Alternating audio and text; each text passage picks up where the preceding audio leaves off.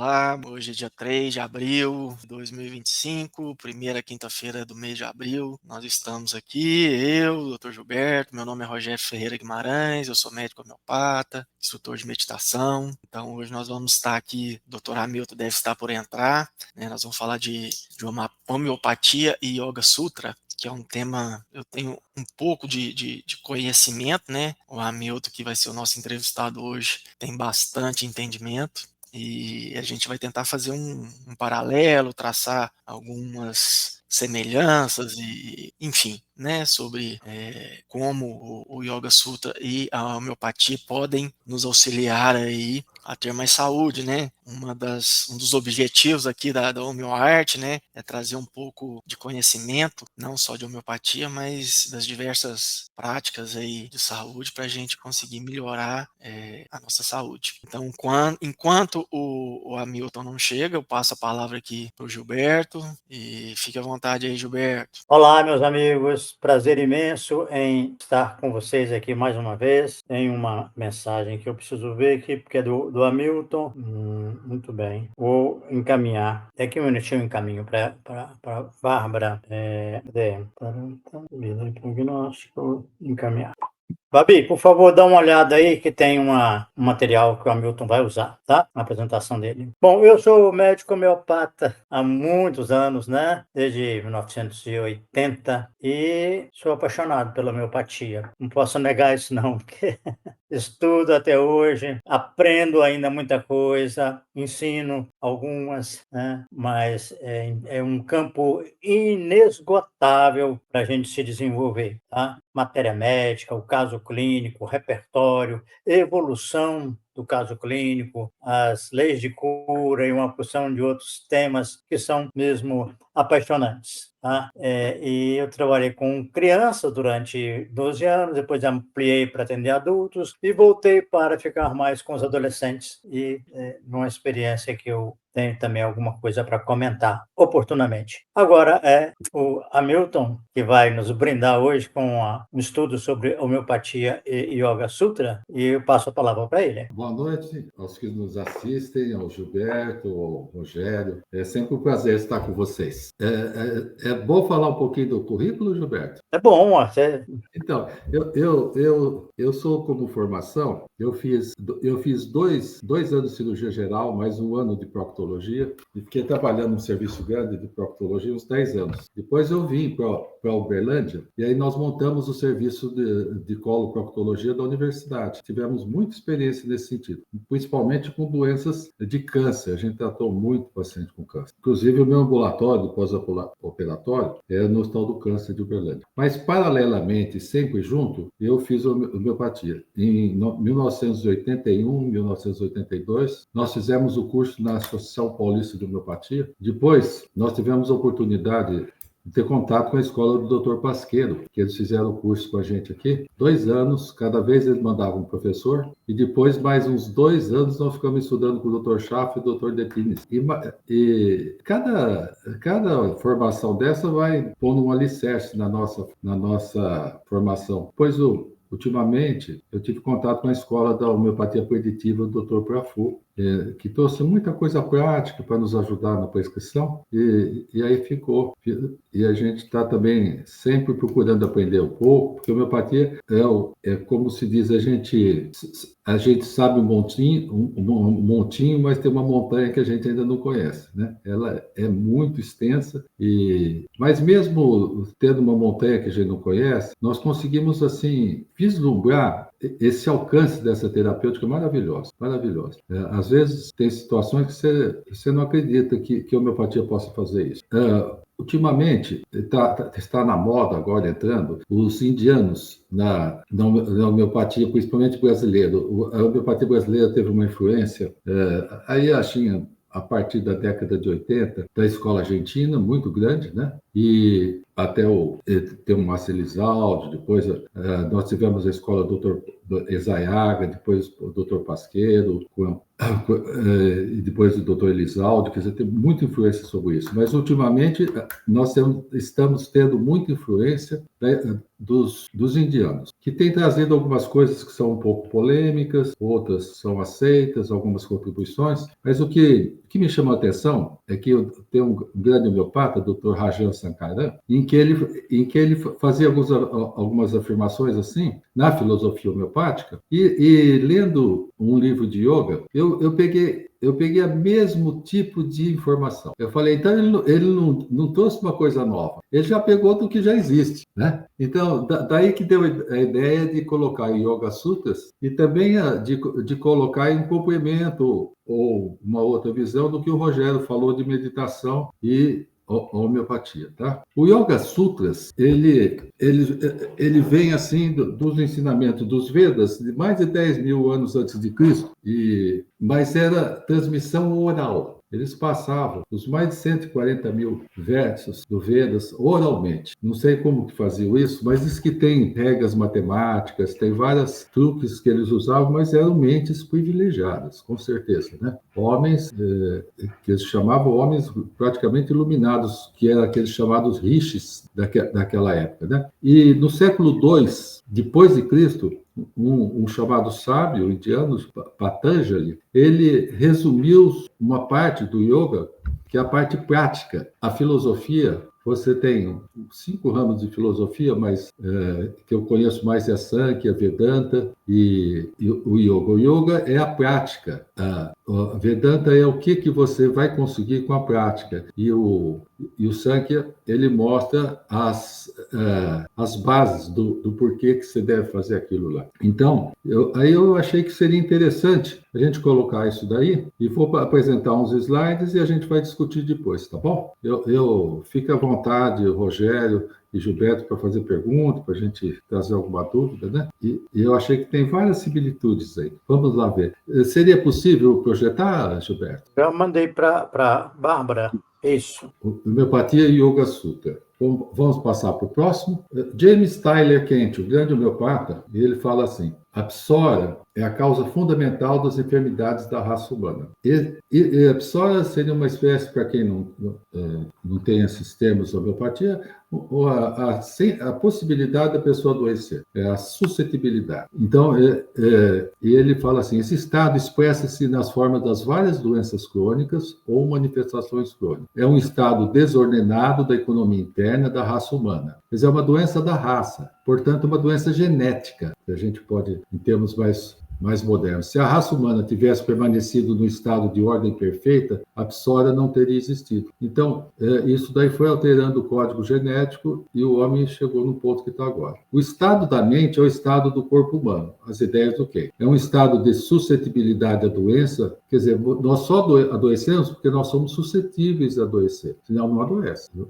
Se você tem um agente que possa te agredir, você não tem essa sensibilidade, você não adoece. E ela fala assim: por desejar o mal, pensar no que é falso e fazer da vida uma herança contínua de coisas falsas. Isso daí, quando ele põe herança, também, esse estado de coisas vem dos nossos pais, dos nossos avós, dos tataravós, e então é algo que está incutido na genética, né? Então vamos lá. A vontade mais o entendimento é o núcleo do ser humano. Isso, tendo alterações na vontade e no entendimento, você vai ter uma ação correta ou incorreta, tá? Desce um pouquinho mais, vê se dá para ver a parte de baixo do slide, mas esse é a homeopatia, James Tyler Kent, da filosofia homeopática. Vamos no próximo. Rajan Sankaran, homeopata moderno, ele fala assim: ilusão. Quando nós temos os sintomas da matéria médica, do repertório, que nós chamamos de ilusão. É uma confusão da realidade, né? Ilusão é quando nossa percepção da realidade difere acentuadamente da realidade que estamos diante. E aí estamos diante de uma ilusão, uma percepção falsa da realidade. Ter uma ilusão é como usar um óculos colorido. Isso que eu quero mostrar, o negócio do óculos colorido. O tempo todo, vemos todas as coisas da mesma forma colorida. Torna-se rotina a forma diária que nos percebemos e percebemos o nosso mundo. A pessoa é tão carente carente, que tudo que acontece ela se sente abandonada. Ela tem uma ilusão de que está abandonada. E às vezes até chega assim, ilusão de que você está só no mundo. É quase que algo que ela acredita firmemente, tudo que acontece, ela relaciona a isso. Então, ele dá um exemplo de algo que poderia acontecer nessa vida ou em outras vidas, que seria vindo do genético, né? Se a casa de alguém pega fogo, ela sente medo e ansiedade e age de forma coerente à realidade para resolver o problema. Isso é saúde. E no caso da ilusão, da doença, acontece qualquer coisa e ela, sem saber, ela relaciona com esse fogo da casa e tem uma reação que não é apropriada a uma situação que não é essa. Acho que deu para entender, né? Vamos ver o outro. Agora, eu pulei para o Yoga Sutras, ele fala assim: as 5 atividades da mente são compreensão correta, compreensão incorreta, imaginação, sono profundo e memória.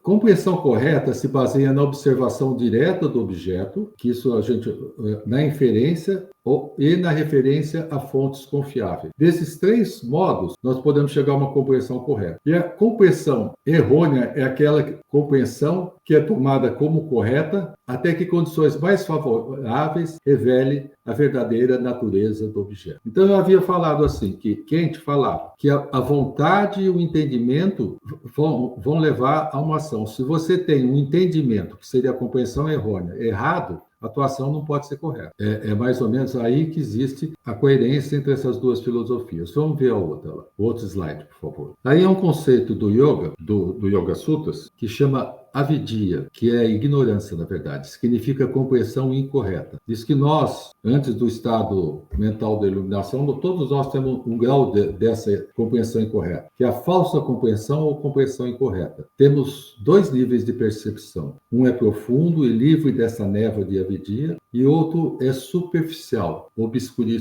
obscurecido por essa ignorância, vamos dizer, né? Vou traduzir. Do mesmo modo que nossos olhos devem ser claros e transparentes, olha, igualzinho o Sankaran falando. Nossa percepção deve ser como um espelho de cristal. O objetivo do yoga é reduzir a vidya para que possamos agir corretamente. A vidya deve ser entendida como o resultado acumulado de muitas ações e de modos de percepção acumulados mecanicamente por anos, né? Isso daí muito parecido com o que o Kant diz, da raça humana trazendo tudo isso daí, né? Como resultado dessas respostas inconscientes, a mente fica mais ou menos dependente de hábitos, até que aceitamos as ações de ontem como as normas de hoje. Isto é, hoje se exige uma ação diferente do que apenas o que nós estamos acostumados a fazer, porque a realidade se transformou. E isso só vai acontecer quando a nossa visão ela for clara, quando a gente tirar esse óculos colorido da vida. Vamos passar ao próximo. Quando a situação passa, voltando aquele slide lá do fogo, né? Que eu acho que mudou a ordem aí, ele fala assim: tudo volta ao normal e a pessoa passa a agir normalmente. Eu estou me referindo àquilo que a casa pegou fogo. No entanto, pode ter ocorrido sequelas e a pessoa passa a ver a realidade condicionada a essas lembranças e passa a distorcer a realidade, agindo não baseado na percepção da realidade atual, mas nas lembranças que condicionam um comportamento inapropriado e uma ação inadequada. Mas nós sabemos que a nossa mente é muito mais que a mente consciente, então isso daí pode acontecer de forma totalmente inconsciente. E, inclusive, levando em conta a genética, que a gente traz isso de gerações, então nos nossos genes. A gente já nasce com essa percepção incorreta, que se nós descobrirmos, a gente pode tratar. E ver o que aconteceu na experimentação de Tui Occidentalis, feita pelo Samuel Hahnemann. Ele fala assim, que pode acontecer diante de uma situação dessa, a pessoa ter esse tipo de reação, esse tipo de estruturação dessa situação. Ele fala assim, engano da sensação, como se o corpo estivesse muito fino e mole e pudesse ceder a cada toque. Exatamente como se a coesão do corpo estivesse muito sujeita ao risco de rompimento. E como se a coesão fosse algo a se temer. Quer dizer, algo que aconteceu na tua casa, que pegou fogo, tudo desmoronou, um terremoto, qualquer coisa, a pessoa pode ter uma percepção subjetiva de que ele próprio é frágil. E aí, essa seria uma vivência desse medicamento. Cada medicamento tem uma vivência diferente. Isso é, cada medicamento provoca na pessoa que experimentou uma sensação de que ela pode experimentar. Tem que haver a sensação no medicamento e na própria pessoa. E aí nós vamos fazendo um mapa da psique das pessoas. Vamos para a próxima. Aí eu brinquei com o repertório e fiz assim, ó. Essa sensação que desmorona, vamos dizer que tem uma criança que começou a ter crise asmática após uma vacinação, né? E você descobre que nessa pessoa, essa criança, que ela tem essa sensação de fragilidade, como se o corpo fosse de vidro. Por ter essa sensação, ela é uma pessoa extremamente cautelosa. Ela não, é uma criança que nunca está com o joelho machucado, porque ela não vai subir no balanço, no escorregador, ela vai ser super cuidadosa, né? Ao mesmo tempo, ele também tem esse medo de ser tocado, pessoa super organizada, tudo faz certinho, justamente porque ele tem medo das coisas não darem certo, se machucar. Suscetibilidade à vacinação e a asma, são todos sintomas da homeopatia. E aí aparece a tuia, como em primeiro lugar, com aquela ilusão mais profunda. Depois o Gilberto pode comentar essas ilusões aí, que ele tem muita informação sobre isso para passar. Quer dizer, com homeopatia, você pode quebrar essa tendência, essa percepção que a pessoa tem, que ela é tão frágil, que ela pode desmoronar, que ela pode se extinguir como se fosse de vidro, e todas essas outras reações de ser cauteloso, de ser tocado, de ser super, elas são condicionadas a essa percepção mais profunda, inclusive dando essa suscetibilidade a ter asma, a ser sensível à vacina, que se você conseguir vencer isso, você melhora toda a chamada que o Hahnemann fala, que a gente falava lá da psora, porque se é um mal pensar, você vai ter um mal agir. O mal agir aí seria ficar doente, né? Vamos para o próximo. Causas da ignorância. Veja como isso também tem relação com a homeopatia. Primeiro, o ego. Existe remédio que tem alteração no ego, Gilberto? Eu sou maior que os outros, sei que estou certo, né? É o príncipe. Eu sou o príncipe, né?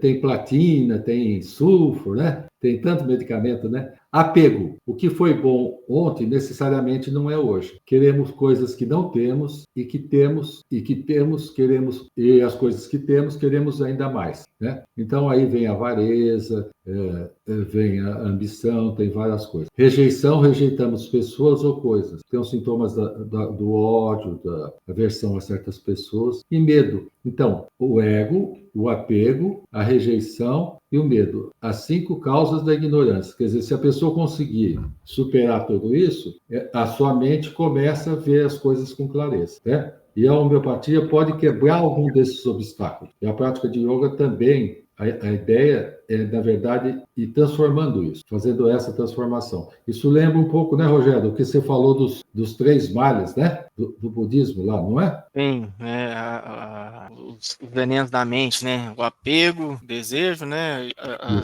aversão, raiva e a indiferença, né? Isso aí. Então, lembra um pouco isso, né? Agora, pode mudar para o próximo. Aí eu repertorizei o avidia, a ignorância, né? Que é o primeiro do ego. O ego, assim, ilusão que eu sou um grande personagem. A pessoa se acha o máximo. Eu pus os sintomas de sulfo. Pessoa muito voltada à filosofia, as coisas não práticas da vida, fica falando muito também de si mesmo, né? Ódio das pessoas que ofenderam, aquela versão. Medo da pobreza é o tal do apego. E 2 sintomas físicos que a homeopatia usa, né? O que está o desejo de gordura seria o apego, né? Então aí tem o medo, tem todos os componentes. E o porquê ele veio em consulta? Ele tinha uma diarreia que tirava da cama, sempre de manhã ele tinha uma diarreia. Nós fizemos os exames e chegamos à conclusão que ele tinha uma síndrome do intestino irritável. Então você pode, com homeopatia, curar essa síndrome do intestino irritável. Mas é isso que nós queremos curar do paciente? Olha quantas outras coisas que a gente pode mudar, só dele se achar que ele é uma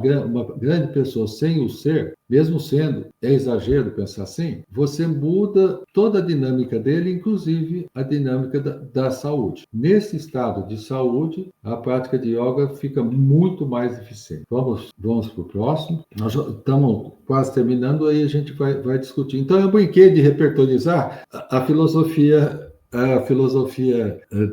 do yoga lá. A homeopatia, como terapia bioenergética, pode restabelecer a saúde física e mental do ser humano, minimizando essas tendências genéticas. Associado a um estilo de vida saudável e a uma conduta moral, pode ajudar o ser a atingir os altos fins da existência. O yoga, também de ação bioenergética, necessita de disciplina e prática persistente e pode ajudar o ser humano a se autorrealizar. Cabe a cada um de nós fazer o esforço necessário para a maior conquista do ser humano, nossa própria liberdade e realização integral.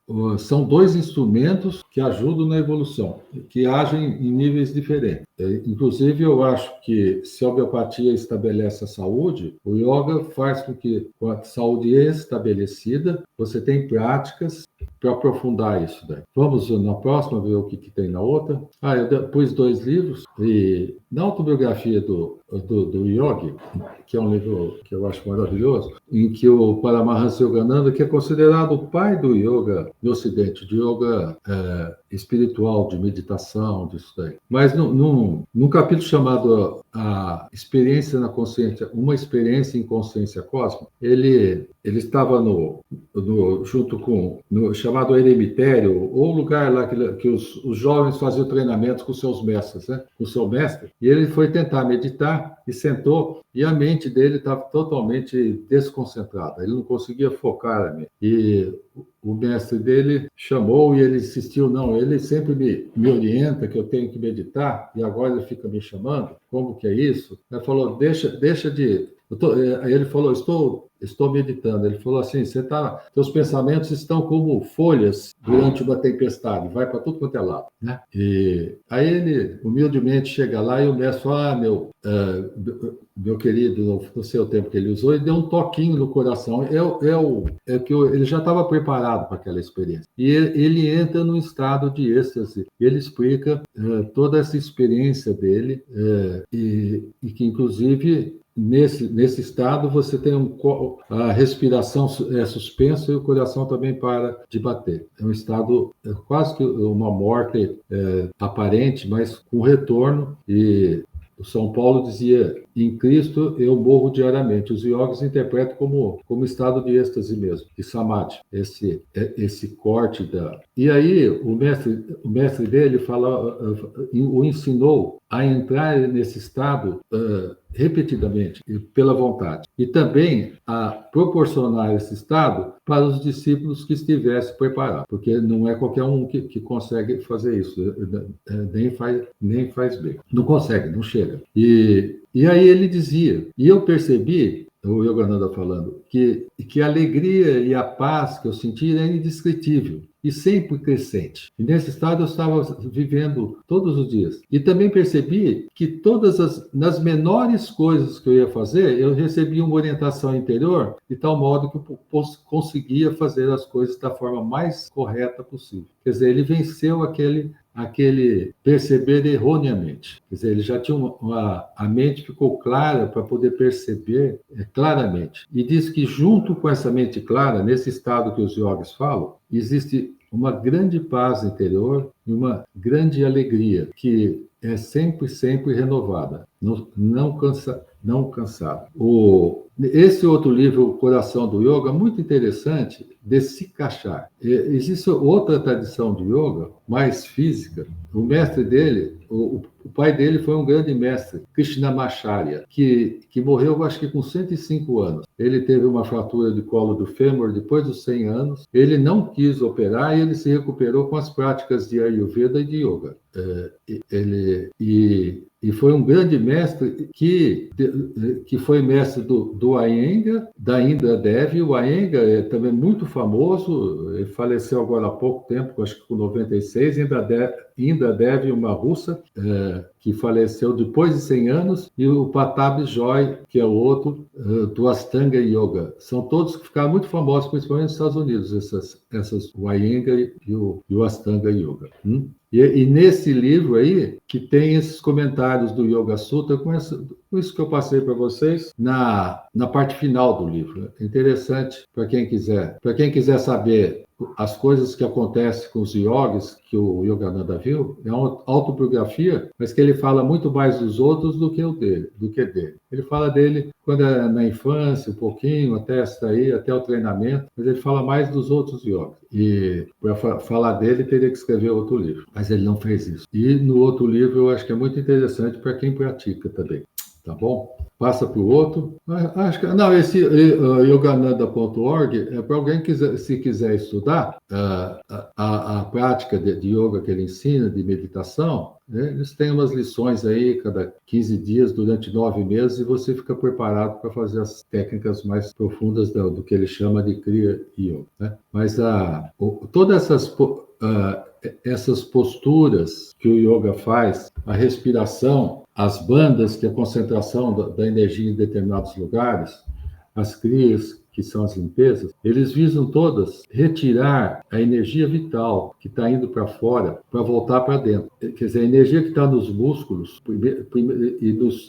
ela começa a entrar no eixo cérebro-espinhal. E isso que muda o estado de consciência, porque no eixo cérebro-espinhal estão os centros de energia, chamados chakras. E, normalmente, a energia dos chakras ela é para fora. Ela vai, em relação aos sentidos, para o mundo externo. E aí, na prática do yoga, você corta os sentidos. Primeiro ponto que tem é cortar os sentidos. Isso se chama pratyahara. Então, aquela energia que está na visão, audição, paladar, tato, toda voltada para fora, ela volta para dentro no eixo cérebro-espinhal. Isso vai trazendo percepções diferentes, sentidas na coluna, e depois no cérebro, e depois fora. Ela se expande. Nesse estado, você primeiro, pelas práticas de respiração, de controle da energia, você consegue cortar os sentidos ao mínimo. E a respiração, não estamos entrando naquele estado desse, ela fica muito superficial.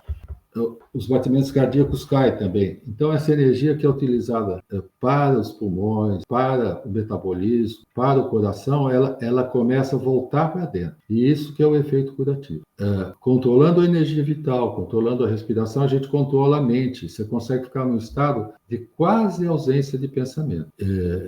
E os sentidos que estão voltados para fora, eles voltam para dentro. Você tem todos os sentidos voltados para dentro. A audição, nós podemos ouvir os sons dos chakras, ou aquele som de Om. Nós tampamos o ouvido, assim com o dedo, e prestamos atenção nos sons que provoca. E cada som dá uma percepção diferente interior.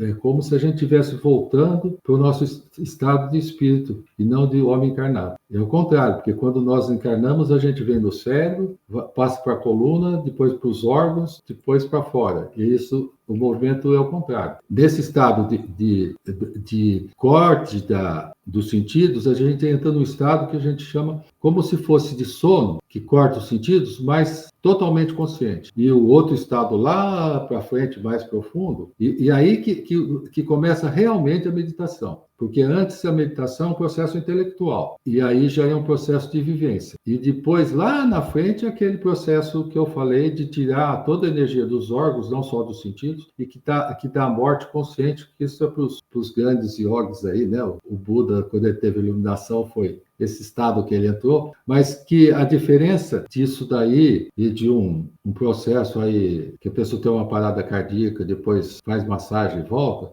é que, para saber se a experiência é verdadeira, é a mesma coisa que aconteceu com Paulo, na estrada de Damasco. A pessoa nunca mais é a mesma pessoa. A verdadeira experiência espiritual, ela é transformadora. Agora, em níveis muito mais nossos, assim, mais leves, o que vai acontecendo com essas práticas, quando elas são regulares, primeiro, é um estado de paz que começa a entrar dentro da gente. Nós temos problemas com a família, com o filho, no trabalho, nas relações, mas aquela paz está dentro da gente. Essa paz se transforma também numa calma, assim, você poder ver as coisas com tranquilidade. e com uma certa, que eu diria, que a gente chama de alegria, né? Uma alegria interior. Não, independe da situação. É algo que brota, como uma criança que é alegre, sei lá. Mas é algo que está dentro. Esse estado é um estado que a prática regular já leva, né? E o despertar da intuição, da percepção das coisas, independente da razão, ou mesmo de uma razão muito precisa das coisas. E esses seriam os estados assim mais normais, né? Mais mundanos que a gente chega, né? De uma prática regular. O Rogério sabe bem que essas coisas, elas têm uma repercussão para a gente na saúde, do modo geral, né? A prática de yoga, você fica com... melhora a pressão, melhora os níveis de colesterol, triglicéridos, porque diminui o estresse, né? Então, diminui o estresse tem um efeito bem curativo. Mas a meditação profunda é quando você consegue cortar o sentido. Aí você entra no estado que a gente fala concentração perfeita, que começa a meditar, né? Os outros é meditação, mas é num nível um pouco mais superficial, né? E onde entra a homeopatia com isso? Bem, se a gente não tiver um mínimo de saúde psíquica e física, é difícil fazer essas coisas. O Iyengar, que foi aluno do Krishnamacharya, lá que eu falei, que foi um grande professor de yoga, ele ficou 8 anos para recuperar, para conseguir ter saúde, fazendo yoga todo dia. Ele com homeopatia seria mais rápido, mas ele chegou num nível de saúde diferente, bem acima da saúde das pessoas normais, né? Mas ele era uma pessoa muito fraquinha, né? Você poderia, pelo estímulo bioenergético da homeopatia, dar uma equilibrada mais rápida e ele direcionando as suas atividades, naquela prática que ele teve, eu acho que ele teria um caminho um pouco mais fácil, assim, talvez. Né? Perguntas? Sem dúvida nenhuma, né, amigo? Eu não sei se você não estava na aula na semana passada, né? Mas eu falei que foi em uma consulta homeopática que o Dr. Lister, nosso colega aqui e amigo, né, falou assim: por que você não faz yoga? A sua respiração é muito curta, né? E aí foi logo na primeira consulta, né? Então, assim, o yoga, né, tem uma capacidade de reenergizar também, né, o nosso organismo, tanto quanto a homeopatia. Mas se a gente não tiver, mas na época eu já sou um atleta amador, o meu físico estava bem, né? Provavelmente se eu não estivesse fisicamente bem, eu não teria feito yoga, né? Porque as pessoas vêm a fazer as posturas, quem nunca fez, mas acha que aquilo ali é fácil, né? E yoga exige um certo nível de saúde física, né? Porque muitas posturas são extremamente complexas, né? Mas depende do yoga que a gente faz, viu, Rogério? Sim, Porque, eu por conheço exemplo, só um, né? o do Yogananda, ele fala que você só precisa sentar com a coluna reta de uma cadeira. Eu conheço pouco de yoga, né, Né? para falar assim, né? O que a gente fazia lá com o nosso Lá né, era um pouco mais. Aquele é Hatha Yoga, né? A diferença, por exemplo, de Hatha e Raja, que numa prática, vamos dizer, de 1h15, 1h15 por querer, né? Você faria, da Raja Yoga do Yogananda, por exemplo, você faria 15 minutos de exercício dinâmico e 1 hora sentado com a coluna reta, fazendo a meditação. O outro você faz 1 hora de posturas físicas, 10 minutos de relaxamento, 5 minutos de meditação. Sim. Essa proporção das coisas. Quer dizer, você fica... mas, na realidade, os Hatha Yogas verdadeiros, depois dessa 1 hora de preparação, eles ficam horas sentados. Né? Mas o que eu quero falar assim, gente, homeopatia e yoga é uma combinação... É uma combinação muito boa. Que se energiza. Né?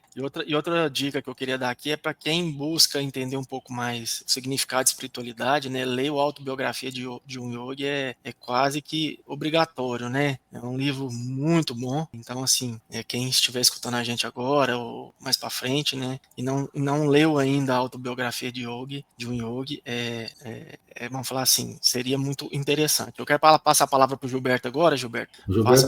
Faça suas considerações aí. Eu fiz 2 anotações aqui. Primeiro, sobre a questão da tradição oral, que é uma coisa interessante, que eu li, não sei se entendi bem, num texto voltado para o judaísmo, porque antigamente era muito comum que eles faziam a tradição, né, oral dos livros, dos profetas, dos livros históricos. E eu entendi que eles selecionavam um grupo de pessoas e cada uma ficava responsável por um trecho. E aquilo era memorizado. Sim, Né? pode ser. Então, cada livro tinha os seus representantes ali naquela área, naquela sinagoga, e isso é que garantia a A continuidade. manutenção. É uma ideia, né? E eu acho interessante porque algumas pessoas criticam o Evangelho dizendo que ele foi adulterado. Aí tem duas coisas contra essa ideia. Primeiro, é que você não adultera uma coisa que você adora, né? Que você entra no terreno de uma reverência, né, muito profunda. E o segundo, você não adultera aquilo que você não entende, né? Então, havia uma espécie de, assim, pressão interna sobre o sujeito para que ele mantivesse o texto daquela forma como estava escrito, né? Porque é mais fácil passar o camelo no fundo de uma agulha do que um rico entrar no reino dos céus. É muito estranho, mas o oriental tem um certo, uma afinidade pelas coisas, assim, pelas imagens intensas, né? E são as parábolas e outras coisas, né? Então, é difícil você questionar. É melhor você pensar que realmente o camelo era um animal, né, muito comum, era muito útil, né, naquela época para as viagens e transporte de material, e que o fundo de uma agulha era realmente uma desproporção que poderia ser usada para chocar e mostrar a dificuldade, entendeu? Eu falei isso porque a tradição oral tem esse valor, tinha muito mais antigamente, né? Depois, com a descoberta da imprensa, né, da máquina de imprimir, e caiu muito o valor desse recurso. Tá? Hoje, então, nem se fala, né? Hoje nem se fala, nem precisa mais. Né?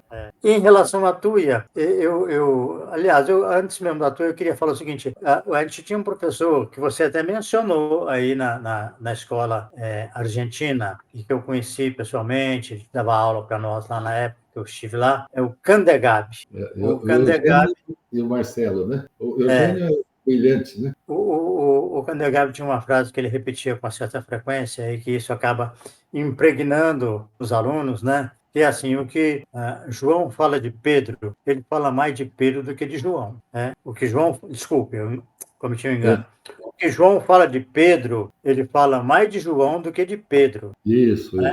O famoso fenômeno que a psicologia estuda e que se chama a projeção. Então, eu entendo que essas teorias que a gente trabalha, mesmo a teoria homeopática, que começa lá com Samuel Hahnemann, tem um tanto de coisas que são a maneira do autor ver o assunto, e que é impossível você tirar completamente, né? Você filtrar de uma forma total, porque é quase que inevitável que alguma coisa você vai projetar de você mesmo naquela teoria que você está ali delineando, entendeu? E Tuia entra aí nessa sua explicação, né, Hamilton, que você falou, que é um medicamento interessantíssimo, é de um valor extraordinário para o tratamento de vacinose como específico, embora ele tenha a personalidade dele, né, que é ser o centro das coisas. Ele tem uma sensação assim maravilhosa quando ele se sente o centro do universo, né? Tudo girando ao redor dele, né? E ao mesmo tempo ele vai se sentir muito mal. Então, estou falando já da matéria médica dialética,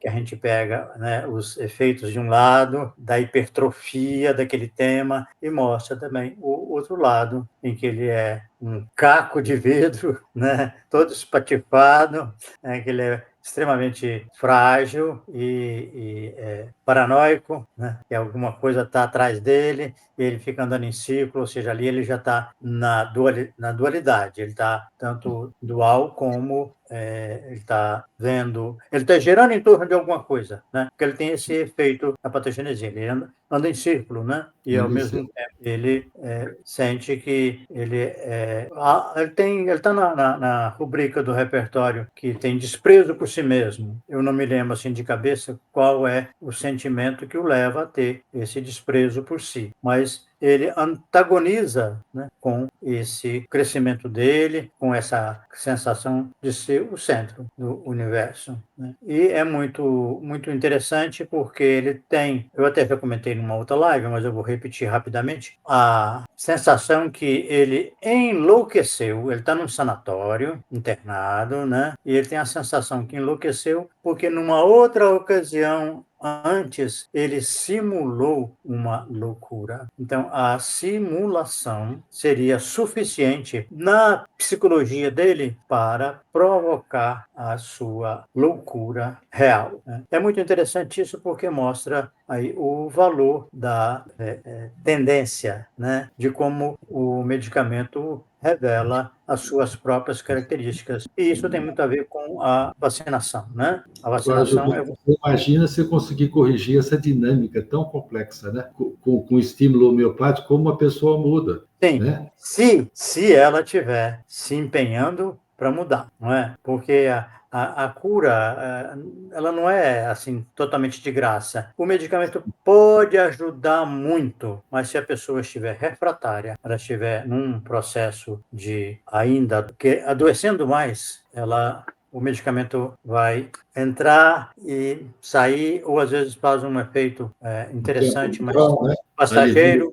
coisas, né? Ou faz um efeito passageiro, pode ser até muito interessante. É nisso que eu acredito que você pode identificar que aquele remédio está muito adequado para a pessoa quando ela tem insights, ela faz alguma autocrítica importante e se propõe a seguir um determinado rumo, mas aí, de repente, ela fala assim, mas eu não quero abrir mão desse aspecto aqui da minha vida, eu não quero reformular esse determinado hábito que eu tenho, né? E aí isso acaba interrompendo o seu percurso rumo à cura e a pessoa recai. E quando recai é em grande estilo, porque ela perdeu uma excelente oportunidade, né? E aí a recaída ela volta a um quadro pior do que o que ela estava antes da medicação adequada. Então, assim, hoje nós temos, né, eu tenho para mim muito claro que a cura é uma dádiva,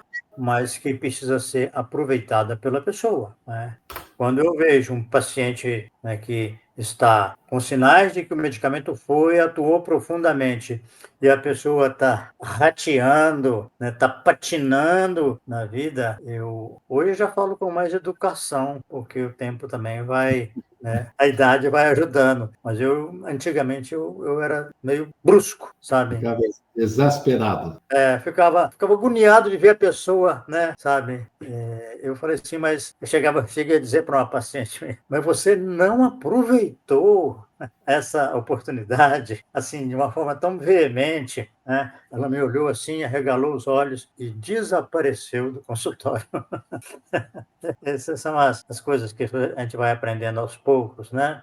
Então, eu acho que a sugestão de alguma coisa que o paciente deve fazer, acrescentar uma yoga, né? Acrescentar uma outra coisa, uma psicoterapia, né? A frequência, alguns pacientes eu recomendava, olha, você tem afinidade com o quê? Qual religião? Eu tenho afinidade com o catolicismo. Olha, procura, então, onde tem uma prática, agora me esqueci, mas é que eles fazem reuniões e fazem uma discussão assim, mais aberta, né? Não é aquele culto assim Somente formal, né? repetitivo, formal, né? Sabe, que eu acho que toca poucas pessoas, né? Eu falava isso para os pacientes também, né? Eu estou sendo muito rigoroso comigo, mas na maioria das vezes eu falei com educação, com respeito, né? Eu só saí ali dos limites quando era uma coisa muito grave na vida da pessoa, tomou o medicamento adequado, e aí, a hora que a carruagem começa a andar, o paciente não desce da boleia e começa a correr para trás. Mas eu aprendi. Também foi uma experiência que eu fui me reciclando para lidar sempre com respeito. E eu acho que eu aprendi. É isso, Tá Hamilton. bom.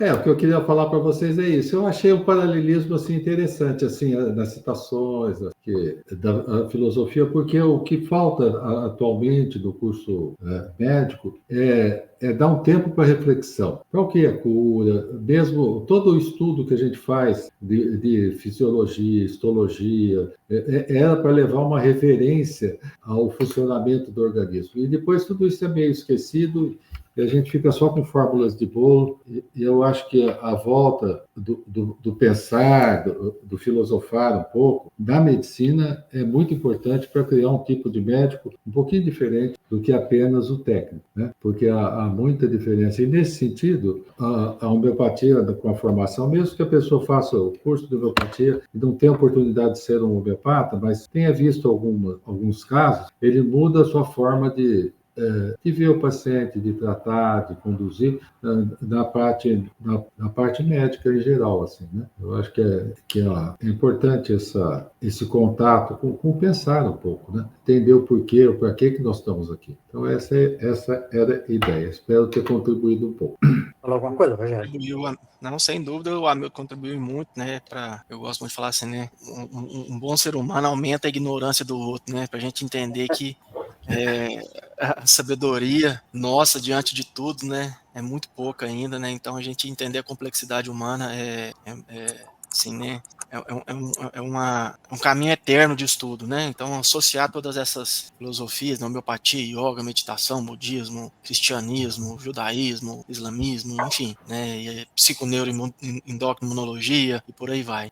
Então é isso, né, pode falar, Milton. Eu acho que é muito saudável, né, Hamilton? A gente trazer esses acréscimos, sabe? Porque a homeopatia em si, ela é muito interessante, mas ela é uma especialidade médica e que tem toda uma abordagem que envolve o psiquismo, né? Envolve aspectos espirituais, né? Eu falo que o Hahnemann abriu esse portal para nós, né? Isso. E nós podemos trazer também outras contribuições, né? E a Índia é riquíssima nesse aspecto, né? No Ocidente também nós temos, e então, dentro do possível, a gente está trazendo ou pedindo às pessoas que acrescentem aqui nos nossos encontros essa sabedoria, porque acho que a homeopatia se fortalece, ela também se enriquece com essas contribuições. Isso aí. Tem um comentário aqui da